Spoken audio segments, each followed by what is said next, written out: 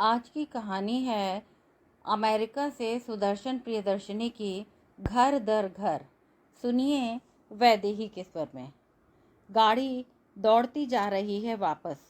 कल ही तो आई थी और आज वापस जा रही हूँ, लेकिन इस कल और आज के बीच का अंतराल क्या कभी पाट सकूंगी?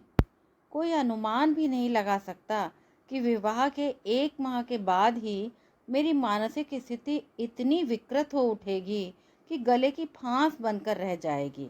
विवाह भी कैसा, प्रेम विवाह। पूरे 3 वर्षों के अनवरत संघर्ष के बाद हम मिले थे। उन 3 वर्षों में हम दोनों ने जिन खाइयों को पाटा था वे कोई मामूली नहीं थी।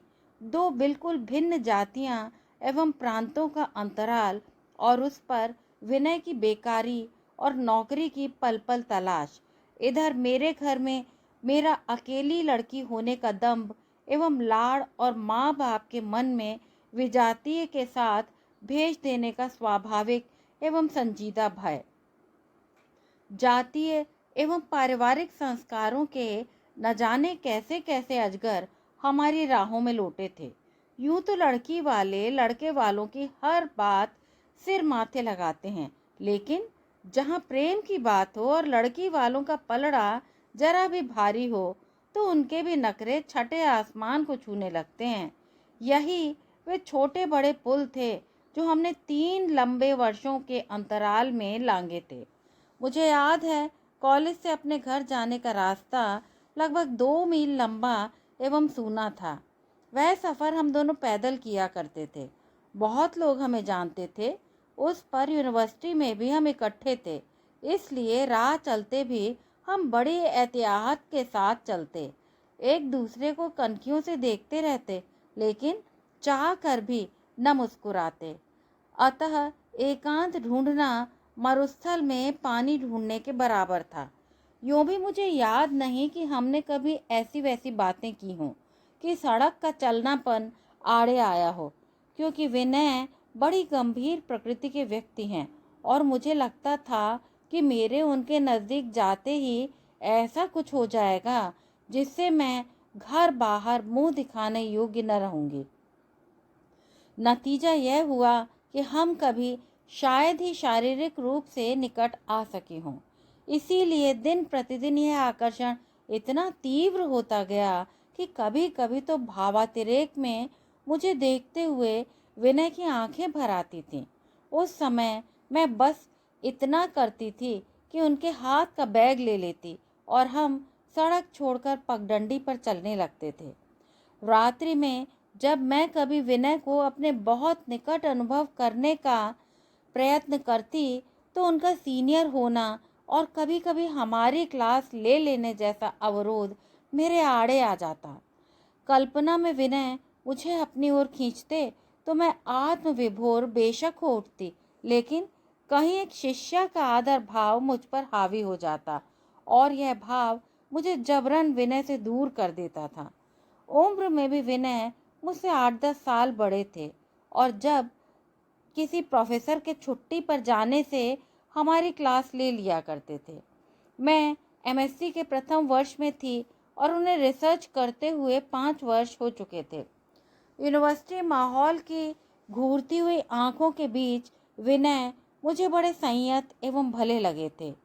यूं आज यूनिवर्सिटी का यह हाल है कि एडमिशन्स भी सौंदर्य प्रतियोगिताओं की तरह ही होते हैं और हेड से लेकर क्लास फेलो तक की गिद्ध दृष्टि शरीर की चीर फाड़ करती रहती है। ऐसे में विनय का रहन सहन, चेहरे की गंभीरता और संयत व्यवहार वो सबसे अलग लगा था। मालूम ही नहीं हुआ कि वह भी कब मुझे चाहने लगे थे। पिकनिकों पर उनका साथ होना अच्छा लगने लगा था और कहीं दूसरों की नज़रों से बचकर उनमें एक सुरक्षा का भाव भी मिल जाता था। उस नए वातावरण में मैंने देखा मुझे चाहने वालों की एक कतार से लग गई थी। भगवान का दिया यह अभिशप्त सौंदर्य पहली बार उस दिन खला था जिस दिन डॉक्टर सान्याल ने खुले शब्दों में कह दिया था, क्यों विधु जी, कभी हमारे साथ भी पिकनिक पर नहीं चलिएगा? वह मेरे टीचर थे, इसलिए मैं केवल उन्हें घूर कर रह गई थी। मेरी तो जबान ही तालू से चिपक कर रह गई। बचपन से बना हुआ आदर्शों का अंबार जमाने की आंधी से क्षण में किर्च किर्च हो गया था। एक 22 वर्ष की युवा लड़की, उस पर वह सुंदर हो, तब चारों तरफ गिद्धों से नोचने वाली आंखों से कब तक बच सकती है। इसलिए उस दिन पहली बार मैं विनय के निकट हुई थी। वह क्लास पढ़ाकर लौटे थे और मैं उनके कमरे में पहले से मौजूद थी। धीरे धीरे झिझक कर मैंने प्रोफेसर सान्याल की सारी बात बता दी। विनय बौखलाए थे, किंतु साथ ही शांत हो गए थे। तब तक उनमें और मुझ में और कोई विशेष बात नहीं थी। उन्होंने इतना ही कहा था कि पढ़ी लिखी सुंदर लड़की को अगर कोई ऐसा रिमार्क दे देता है तो इस तरह नर्वस होने की बजाय हंसकर सहन करने की कोशिश करनी चाहिए। सहन नहीं कर सकती हो तो अपनी भोली भोली आंखों को कहीं घर छिपाकर रखाया करो, ताकि कोई तुम्हारी आंखों में देखकर पागल न हो सके।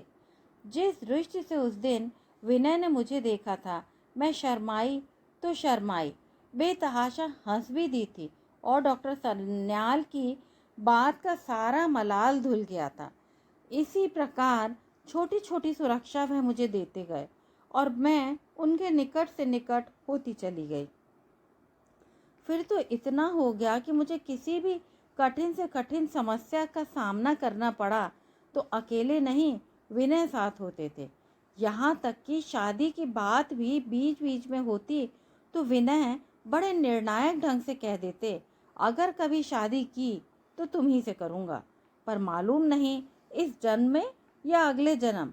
क्योंकि जब तक मेरे माँ बाप भाई, जिन्होंने अपना तन काट कर मन की सारी उमंगों को ताक पर रखकर मुझे पाला और पढ़ाया है, नहीं मान जाते, मैं तुमसे शादी नहीं कर सकता।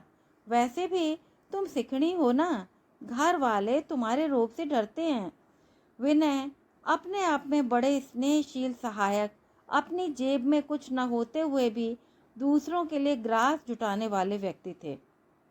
अंततः एक दिन दोनों परिवारों की रजामंदी से हमारी शादी हो गई थी और हम दोनों ही इस पुलक से बेहद पुलकित थे। विवाह की पहली रात, जब मुझे विनय को पूर्णतः समर्पित हो जाना था, जिसके लिए हमने 3 वर्ष की लंबी सजा झेली थी, विनय के शब्दों में मैंने उन्हें सूली पर टांग रखा था और कभी कभी तो नाराज होकर यहाँ तक कह दिया करते थे, तुम इतनी जिद्दी हो, लेकिन बाद में अपने किसी मुगालते में न रहना। मैं तुम्हारी जिद ऐसी तोड़ूंगा कि याद रखोगी। और चुहल करते मुस्कुराते रहते। मैं इस ताड़ना के भीने भीने सुगंधित तर्क सोचकर अपने आप में विभोर होती रहती। हमारी शादी की पहली रात को ही न जाने क्यों एकाएक वह ऊष्मा खत्म सी हो गई थी।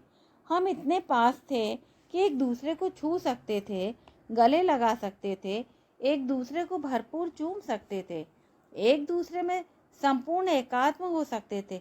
लेकिन ये हमें क्या हो गया था? हम एक ही पलंग के दो किनारों पर मुंह एक दूसरे की तरफ किए दूर दूर पड़े थे।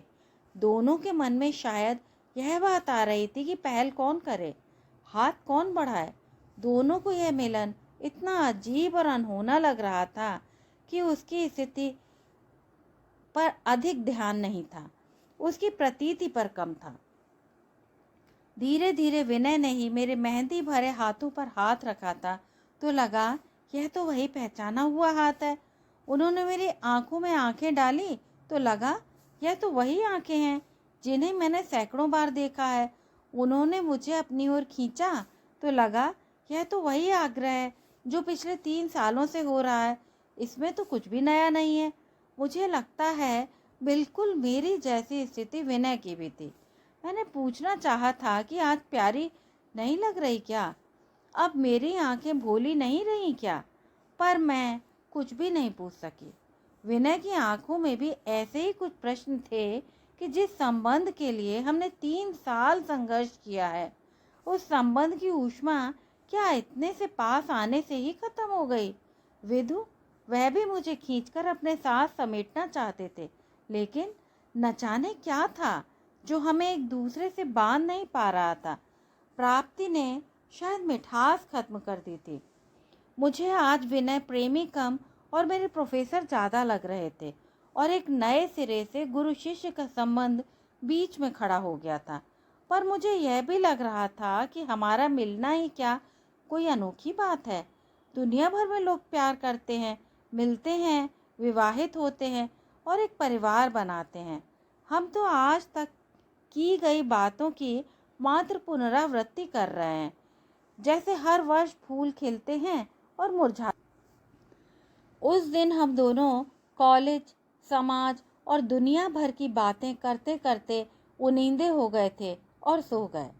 सुबह छेड़ने वालों ने शरीर के फिजिक्स को थोड़ा थोड़ा मरोड़ा तो था, लेकिन रात होते होते वह फिर वैसी की वैसी हो गई थी। एक तो दिन भर गर्दन झुकाकर बैठना, लोगों की टीका टिप्पणी सुनना, उनका कानों में फुसफुसाना, भाभीियों की मीठी तरेर और आने जाने वालों से उनकी जवाब तलबियां, इन सब ने मुझे इतना थका डाला था कि रात बिस्तर पर पड़ते ही नींद ने दबोच लिया। मुझे नहीं मालूम विनय मुझसे क्या छेड़छाड़ करते रहे या मुझे सहलाते रहे या कितनी रात जागते रहे थे, लेकिन जब सुबह नींद खुली तो विनय मेरे बगल में आकंठ नींद में निमग्न थे। मैंने बढ़कर अपने ओठों से उन्हें इतने धीमे सहलाया कि वह जाग न जाए। सचमुच उस क्षण में कितनी गर्वित हो उठी थी। विनय जैसा विनयशील पति पाकर जिसने रात भर मुझे जगाया नहीं बल्कि सहलाकर नींद ही गहराई थी। लेकिन उठने के बाद विनय का चेहरा रुआंसा और तिक्त था। मेरी समझ में कारण यही था कि आज दूसरी रात तक भी मैं विनय की पत्नी नहीं बन सकी थी। वही प्रेमिका वाली दूरी अभी भी बनी हुई थी। पुरुष की उद्दाम कामनाओं को स्त्री का यह परास्त कर देने वाला भाव कभी अच्छा नहीं लगता। ये उसके अहम को हवा देता है। सारा दिन विनय खिंचे खिंचे रहे थे। यूं उनके परिवार में हमारे परिवार से अधिक खुलापन था। खाना हम इकट्ठे ही खाते थे। खिलाने वाली होती थी प्रमिला भाभी। उस दिन प्रमिला भाभी की वजह से विनय ने 2-4 कौर खाए होंगे, अन्यथा वह खाने को टालने की हर संभव कोशिश करते रहे थे। मेरे आग्रह को भी उन्होंने आंखों से तरेर दिया था। अगली रात मैं विनय के सामने पड़ने से ही घबरा रही थी। मैं जानती थी वे स्वभाव से हटी और अपनी बात के पक्के हैं, कहने से कुछ न मानेंगे। जब स्वयं बैठकर सारी स्थिति की वास्तविकता को सोचेंगे तो आंसू की तरह बह जाएंगे। लेकिन ऐसी मना स्थिति में स्थिति की गंभीरता को जांचने का विवेक किसे हो? अंततः वह रात एक मामूली सी नोकझोंक पर खत्म हुई और हम दोनों करवट बदलकर सो गए। हुआ यूं कि मैं अपनी ही उधेड़बुन में अपने कमरे में ही शाम तक बैठी रह गई थी। यद्यपि बीच बीच में भाभियों की सहेलियां और रिश्ते में आई हुई छोटी बड़ी बहनों से ही घिरी रही थी। मैं चुपचाप उन रिश्तों के कटघरे में अपने आप को तोलने का प्रयास कर रही थी। मैंने आंख उठाकर उनकी ओर देखा तो मेरी आंखें भर आई थीं, लेकिन विनय की पीठ थी। मुझे समझ नहीं आ रहा था कि अपना कसूर न समझकर भी कहीं मुझसे अपराध कहाँ हो गया है और विनय मुझसे क्या कहना चाहते हैं। मैंने झिझकते हुए कहा था कि क्या किया है मैंने तो किसी से कुछ नहीं कहा। विनय एकदम पीछे पलटे और बोले, यही तो रोना है। तुम्हारा न कहना ही तुम्हारे घमंड को जाहिर करता है। माँ और बापू दोनों की तबीयत ठीक नहीं है। क्या इसके बारे में तुम्हें लिखकर बताना पड़ेगा? मैं चुप हो गई थी। समझ में आ गया था कि इस रोष का कारण क्या है, लेकिन मैं एक भी शब्द नहीं कह पाई। उस रात जब विनय पलंग की दूसरी पार्टी पर चुपचाप मुंह दूसरी ओर करके लेट गए तो मैंने ही बाद में उनके कंधे पर हाथ रखकर उन्हें बुलाने की कोशिश की थी, लेकिन उधर से एक ही उत्तर आया था, थक गया हूँ, सोने दो। पुरुष अपनी ही चहेती के प्रति इतना असंप्रक्त, इतना उदासीन कैसे हो जाता है? मुझे आश्चर्य होता है। यह सारी मधुरता, आवेग और प्रेम के क्षण भूल जाता है। दूसरी ओर स्त्री को वही क्षण, वही आवेग, वही मधुरताएं उम्र भर अपनी तिक्त मधुरता से छींचती रहती हैं। फिर तो जैसे हर रात हम दूर से दूर होते चले गए। झड़पें भी होती थीं, मीठी मनुहारें भी, जवाब तलबी भी, लेकिन शरीर के उस मुकाम पर पहुंचकर हम दोनों ही बर्फ की सिल्लियों से हो जाते थे। इसी तरह लगभग 1 महीना बीत गया था। दिन में हम लोगों के आमंत्रणों के साथ साथ पूरा करते, हंसते खेलते, कनखियों से एक दूसरे को निहारते, एकांत पाकर चिकोटियाँ भी काटते, मुंह भी चढ़ाते। कहीं एक दीवार थी, एक अलगाव था जो हम दोनों से दूर नहीं हो पा रहा था। एक तो विनय के घर का वातावरण इतना खुला था। सभी भाई भाभीियों के कमरे में एक एक पलंग था। बच्चों के अलग कमरे थे। कमरों के दरवाजों पर भारी पर्दे थे और जब पर्दा ढला हुआ हो तो बच्चा भी समझता था कि अंदर जाना वर्जित है। मुझे लगता जगह की कमी होती तो भाई भाभीियों से कोई झकझकाव होता तो शायद हम जल्दी एक दूसरे के हो जाते। शायद संबंधों के खुलेपन ने ही हमारी सारी जिज्ञासाओं को शांत कर दिया था। जब बड़ी भाभी को इस बात की भनक हुई तो वह तो तिलमिला ही उठी थी। उन्होंने भाषण के प्याले मुझे ही क्या, विनय को भी पिलाए थे और कहा था कि अगर आज की रात खाली गई तो वह हम दोनों से बोलना छोड़ देंगी। उस रात का प्रबंध उन्होंने विशेष रूप से कर दिया था। और तो और अपनी सुहाग रात की अच्छी चीज़ें हमारे कमरे में पहुंचा दी थी, जैसे कुछ बहुत ही खुले ढंग की पुस्तकें, इंटीमेट सेंट्स, मोतिया के 2 ताजे गजरे, गाजर का हलवा, पिस्ते वाला दूध इत्यादि। और उस रात सचमुच ही हम पहली बार अपने अहम को ताक पर रखकर एक दूसरे को शारीरिक रूप से पाने पर तुल गए थे। लेकिन मुझे हर क्षण यही लग रहा था कि हमारे अपने मन का उद्दाम वेग नहीं है, ये किसी का आग्रह है, किसी से उधार मांगे हुए पल हैं। आज सोचती हूँ तो लगता है कि क्या हम दोनों की इस शारीरिक फ्रिजिडिटी ने ही मुझे एक रात में बह जाने पर मजबूर नहीं कर दिया। मुझे ये क्या हो गया था कि मैं इस बात को भूल गई कि मैं विनय की परिणीता हूँ, मैं उनकी नवविवाहिता पत्नी हूँ। परसों शाम ही मुझे मेरे ऑफिस से तार मिला कि आप आकर थोड़े से ज़रूरी कागज़ डिस्पोज ऑफ कर जाएं। उसके बाद सारी छुट्टियों में हम आपको तंग नहीं करेंगे। मेरी ये जॉब ऑनररी थी, लेकिन मेरी अनुपस्थिति में डायरेक्टर को एहसास हो गया था कि यह पोस्ट ऑनररी नहीं चलाई जा सकती और मैं चली आई थी। विनय ने आते हुए आग्रह किया था कि अपने घर में अकेले कहाँ ठहरोगी, मेरे मित्र आशु गुप्ता के घर ठहर जाना। दोनों पति पत्नी बड़े अच्छे हैं और तुम्हारा समय भी बीत जाएगा। हो सके तो आशु की पत्नी से कुछ व्यक्तिगत रूप से भी बतिया लेना, शायद तुम कुछ सीख सको। मैं विनय का संकेत समझ गई थी।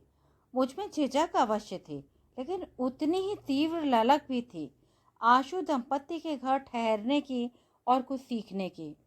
फिर भी मैं इतनी जल्दी तय नहीं कर पा रही थी। मैंने विनय को कह दिया था कि वह इस निर्णय को मुझ पर ही रहने दें, जैसा ठीक लगेगा कर लूँगी।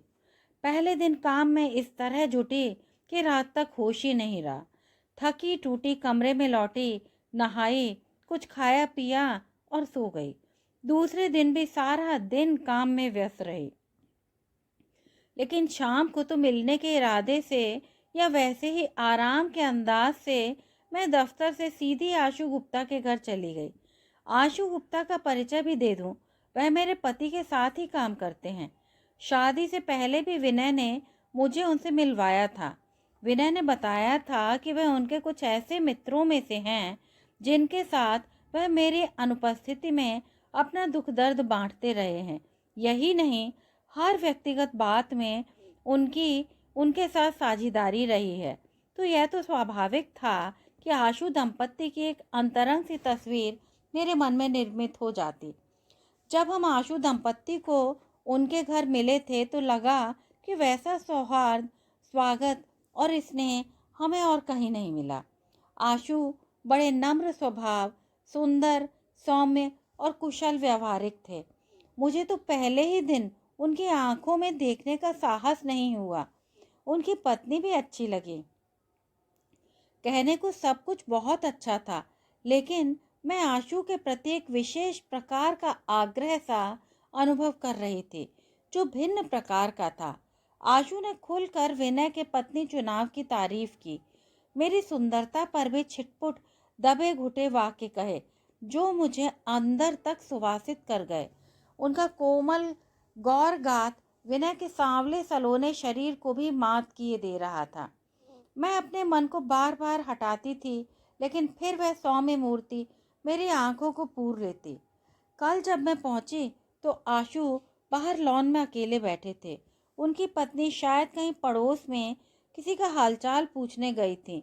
मैं तो जैसे पूरे अधिकार से उनके पीछे पीछे अंदर आ गई थी। एक क्षण को भी मुझे झिझक नहीं हुई। उनकी पत्नी साथ ही आ गई थी। इधर उधर की बातें होती रहीं, फिर शरबत चाय चलती रही। आशु की एक विशेषता मैंने देखी कि वह सामने वाले को इतना ऊंचा उठा देते कि आगंतुक अपने आप को मालूम नहीं क्या समझने लगता था।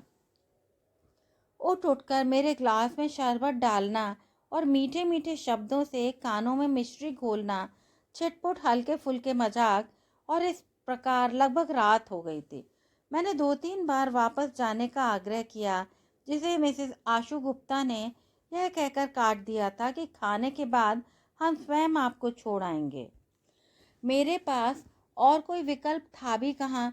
फिर भी मालूम नहीं मेरे अंदर क्या था और मैं क्या चाह रही थी कि लगभग घंटे भर बाद ही मेरे मुंह से निकल गया, मिसेस गुप्ता, अगर आपको ऐतराज न हो तो मैं मिस्टर आशु के साथ जाकर घर से सामान ले आऊं, फिर आपके पास ठहर जाऊं। मिसेस आशु के चेहरे का रंग एक क्षण के लिए बदला अवश्य, लेकिन शीघ्र ही उन्होंने संयत होकर कहा, नहीं नहीं, ऐतराज क्यों होगा, वो भी आपके साथ। आप शौक से अपना रात का सामान ले आइए। इस प्रकार आशु लगभग 1 घंटे तक मेरे साथ रहे। हमारा घर थोड़ा दूर गहरे पेड़ों के झुटपुटों को लांग कर है। बिल्कुल वह सड़क उजाड़ पड़ती है। हम साथ साथ चलते रहे और पूरी की पूरी औपचारिकता भी निभाते रहे। घर को खोल कर चीज़ें उलट पुलट कर मैंने लगभग 1 घंटा लगाया। आशु चुपचाप कुर्सी पर बैठे मैगजीन्स देखते रहे। बीच बीच में कनखियों से देख लेते और मैं मुस्कुरा देती। कुछ चिटकनियाँ मुझसे बंद नहीं हो रही थीं, उन्होंने बंद कर दी। बहुत निकट सांसों का स्पंदन भी हमने महसूस किया था। बाद में आंधी और वर्षा भी घिर आई और हम दोनों वापस आ गए। रास्ते में बातें औपचारिक रहीं। मैं उनकी तारीफ करती रही और वो मेरी।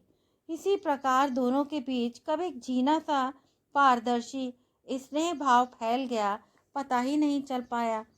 खाना तैयार था और हम सबने पूरे मन से भरपूर स्वाद से खाना खाया। वह बीच बीच में अपनी पत्नी के खाने की तारीफ करते रहे। खाना स्वादिष्ट था, लेकिन मालूम नहीं क्यों आशु पत्नी की तारीफ करते तो मेरे गले में फांस सी लगने लगती थी। ये कैसा एकांत भाव होता है कि तनिक दृष्टि विनिमय से आप किसी के जरा से निकट हो जाते हैं या समझ लेते हैं तो उसके सारे शब्द, सारे हाव भाव पर अपना अधिकार जताने या समझने लगते हैं। हालांकि यहाँ ऐसा कुछ भी नहीं था। सोने की बात आई तो आशु कहने लगे, मैं बाहर सो जाऊंगा। मैंने झट से कह दिया कि आशु भी यहीं सो जाएं, मुझे कोई उज्र नहीं। बच्चे तो अपने कमरे में सो ही गए थे। हम तीनों जमीन पर 2 बिस्तर डालकर लेट गए थे। आशु ने पूछा, पंखा तेज कर दूं और बत्ती जलती रहने दूं अभी? मैंने कहा, नहीं, बंद कर दीजिए, बातें करने में ज़्यादा मज़ा आएगा। बत्ती बुझ गई थी। आशु की पत्नी और मैं साथ साथ थे और पत्नी की तरफ आशु स्वयं थे। बात वैवाहिक जीवन, प्रेम इत्यादि विषयों से होती हुई बड़े रोमांटिक दौर से गुजर रही थी। आशु की पत्नी कह रही थी, विधु, तुम क्या सोचती हो, शादी के बाद पुरुष एक को पाकर संतुष्ट हो जाता है? मैं बोली, नहीं, मैंने महसूस किया है कि पुरुष नए यौवन से भरपूर लड़कियों को लोलुप दृष्टि से देखने से कभी बाज नहीं आ सकता, चाहे अपनी बीवी कितनी ही सुंदर क्यों न हो। आशु पत्नी ने कहा, मैं तो इस नतीजे पर पहुंची हूँ कि पुरुष कभी नहीं बदलता। पुराने जमाने में वो अनेक रानियां रखता था, बस आज जमाने में इतना अंतर आ गया है कि आज 100 रानियां रखकर भी बाहर नहीं जा पाएगा। ये तो आप ठीक कह रही हैं, मैंने कहा। तो फिर क्यों न पति को छूट ही दे दी जाए। लेकिन पति घर तोड़ना नहीं चाहेगा, आशु बोले थे। ये तो मैं भी मानती हूँ, मैंने कहा। घर न टूटे इसीलिए तो उसे ये आज़ादी देनी होगी। केवल पत्नी को अपने में थोड़ी सी सहन शक्ति पैदा करनी होगी। क्यों विधु, आशु पत्नी ने कहा। यह तो है, पुराने जमाने में जब औरत सौत का दुख सहती रही तो यह दुख उससे बड़ा तो नहीं हो सकता, मैंने जवाब दिया। अगर पति को सचमुच कहीं प्यार हो जाए तो फिर तो घर टूटेगा ही, आशु पत्नी अपने निर्णायक शब्द बोले। आशु बीच में ही बोल उठे, लेकिन अब घर तोड़ने की उम्र ही कहाँ रह गई है। आपकी बात ही कौन कर रहा है, मैंने आशु पर व्यंग किया। आशु खुल गए थे। मैं ही अगर स्वतंत्रता मांग लूं तो क्या मुझे नहीं मिल सकती? मिल क्यों नहीं सकती? जब मिसेज आशु एक बात को मान चुकी हैं तो पहले अपने ही घर से यह सच मानकर चलना होगा। मैंने दोनों को तोला था। मैंने करवट आशु की पत्नी की तरफ ले ली थी और आशु भी इधर ही मुंह किए जरा उचक कर ऊंचे लेटे हुए थे। अंधेरे में हम दोनों की नजरें मिल रही थी। आशु पत्नी बीच में निश्चल लेटी थी। आशु को कौन जाने एकाएक क्या सूझी, मेरा हाथ पकड़कर बीच लेटी पत्नी पर रखकर अपने हाथ से धीरे धीरे दबाने लगे ताकि पत्नी इसकी साक्षी रहे। थोड़ी देर बाद उन्होंने पूछा, कैसा लग रहा है विधु? और मैंने छूटते ही कहा, ऊपर वाले हाथ का मजा तो आपकी पत्नी ही बता सकती हैं। पत्नी ने एक लंबा सांस खींचा, क्योंकि तब तक आशु ने अपने हाथ में मेरा हाथ थाम लिया था और मेरी बाह को धीरे धीरे हर कोने से दबा रहे थे। मैं उन्हें देख रही थी। बीच बीच में आवेग में मेरी आंखें बंद हो जाती। आशु कह उठते, विधु सो गई क्या? नहीं तो। अंधेरे का एक अपना उजाला होता है, खुलापन होता है। आशु की पत्नी ने पति को अपने साथ जोर से भींच लिया। आशु का हाथ अपने लेकर मेरे कंधे पर रख दिया था। अब वह मुझे मेरे कंधे से लेकर मेरी पीठ, बाजू, सब कुछ इतना धीरे धीरे सहला रहे थे कि अंदर का जमा हुआ लावा बहने लगा था। मेरे शरीर में बिजलियां कौंध रही थी। मेरा शरीर पहली बार आवेश में आ रहा था। सुहाग रात से जिस फ्रिजिडिटी ने मुझ में जन्म ले लिया था वो आज पर्याप्त उष्णता पाकर बहने लगी थी। ये नए गोरे कोमल कोमल सहलाते हाथ सचमुच ही मेरे अंदर के सारे लावे को बाहर उलीच रहे थे। मैं आवेश में आ चुकी थी। अच्छा था जो उनकी पत्नी हमारे बीच में थी। यद्यपि वह हमें पूरी आज़ादी दे रही थी, मुझे लगा वह मेरे माध्यम से पति को स्वतंत्रता देने के लिए अपने आप को तैयार कर रही हैं। बीच बीच में आशु की पत्नी की लंबी सांसें मुझे बढ़ने से रोकने का जैसे निर्देश भी दे देती थी। जब आशु भी सब कुछ भूल कर धीरे धीरे आगे बढ़ने लगे थे, मुझे अच्छा लग रहा था। फिर भी मैं अपने आप को संयत रखने का प्रयास कर रही थी। विनय का एकाध बार ध्यान भी आया, लेकिन वह थर्मामीटर के पारे सा झटके में दिमाग से उतर गया। अपने आप को संयत और संभालने में सफल हो सकूं, उसके लिए मैं उठकर बाथरूम चली गई।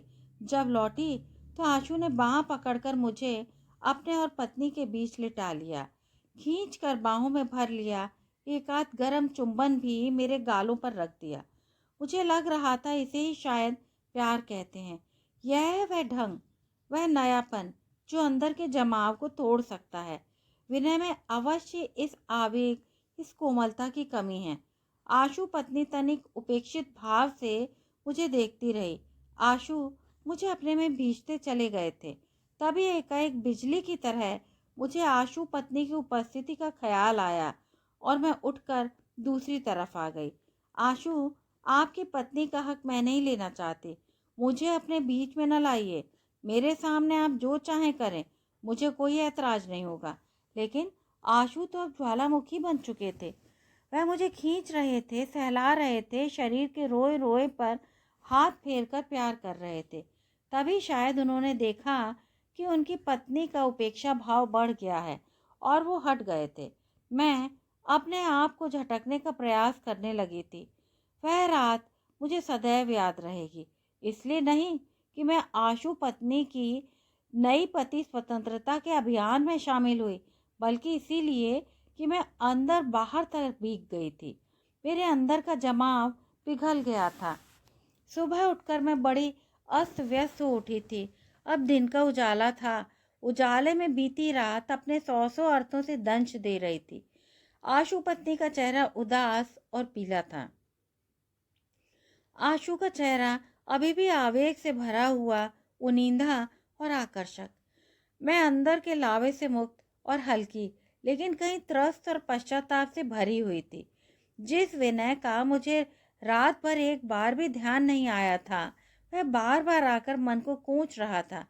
जिस विनय ने अपना सब कुछ मेरे प्रति समर्पित कर दिया था, उसके प्रति मैं आत्मवंचना एवं ग्लानि से भर उठी थी। आशु के समक्ष भी मुझे लज्जा और प्रेम दोनों की मिश्रित भावना का अनुभव हो रहा था। मैं आशु से कुछ कहना चाहती थी, पर उनकी पत्नी के कारण कुछ न कह सकी। आशु ने स्वयं मेरा पर्स खोलकर उसमें रास्ते के लिए स्वीट्स और सबसे प्यारे मोतिये के कुछ फूल रखे थे, जो मुझे आशु ने पहली बार शादी के बाद उनके घर पहली बार आने पर भी दिए थे। तब भी मैंने उन फूलों को बहुत संभाल कर अपने पास रखा था। हालांकि आशु ने एक दो बार उन्हें मेज पर रख लीजिए भी कहा था, पर वह इतने सुंदर और ताजे थे कि मैं उन्हें अपने से अलग नहीं कर पाई थी। पर्स में उनके वही फूल हैं। पर्स खोलती हूँ तो एक सुवासित भभका उठता है जो मुझे अंदर तक सराबोर कर जाता है। दूसरी ओर विनय के सामने जाने में झिझक हो रही है। ये कैसे होगा कि मैं सारी रात उनसे छिपा कर रख लूँ। जी चाह रहा है कि उनकी छाती पर सर रखकर माफ़ी मांग लूँ और सारा दोष अपने पर ले लूँ, क्योंकि नहीं चाहती कहीं उन दोनों की दोस्ती में कोई अंतर आए, और ये भी नहीं कि आशु अपने आप को इस खुलासे के बाद छोटा या कमतर समझे। जिन्होंने मुझे प्यार करके इतना बड़प्पन दिया है कि मैं विनय को पहले से अधिक चाह सकूं, उनको मैं कैसे छोटा होने दूं। बस दौड़ी जा रही है। लगता है जिंदगी भी इसी तरह दौड़ती चली जा रही है। जहां उसकी मंजिल है उसी तरफ दौड़ रही है। क्या सचमुच ही मैं अब विनय को और चाहने लगूंगी? क्या पिछली रात ही मुझे मालूम हुआ है देह पुराण को जानने जगाने के भी ढंग होते हैं जो आशु के पास हैं। उसे याद आ रहा है, उसने कहा था विनय को आपके पास कुछ दिन रहना चाहिए ताकि वो सीख सके कि प्यार कैसे किया जाता है। और आशु हंस दिए थे। बेशक, छोड़ दीजिए, पर उसके बाद वह रात भर आपको सोने नहीं देगा। और तीनों की खिलखिलाहट से अंधेरा कमरा कितनी देर तक जगमगाता रहा था।